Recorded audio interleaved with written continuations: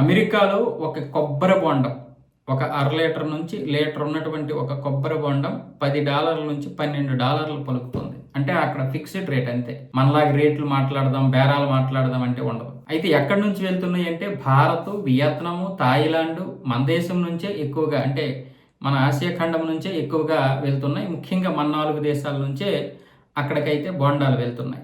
అయితే ఇక్కడ ముఖ్యంగా ఎక్కువగా మన భారతదేశం నుంచి బెంగళూరు బోండం అక్కడికి వెళ్తుంది. మన దేశానికి చెందినటువంటి వారు కూడా ఈ బోండాలకి ఎక్కువగా ప్రిపరేషన్ ఇస్తున్నారు.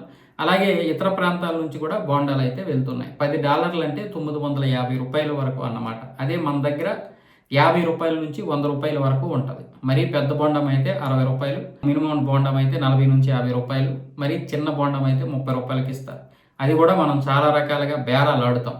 అలాగని ఈ కొబ్బరి బొండం విషయంలో మన దేశంలో చాలామంది అంటే కూల్ డ్రింక్ తాగేదానికంటే ఇది బెటర్ కదా అని తాగితే వీళ్ళు కూడా మనకి అందుబాటులో లేకుండా చేస్తున్నారు. కొన్ని దగ్గరలా విపరీతంగా విచ్చలవిడిగా అమ్ముతున్నారు. అలాగే నేను కొబ్బరి బొండం విషయంలో అంటే కూల్ డ్రింక్ కంటే మోర్ దెన్ బెటర్, అంటే చాలా చాలా బెటర్.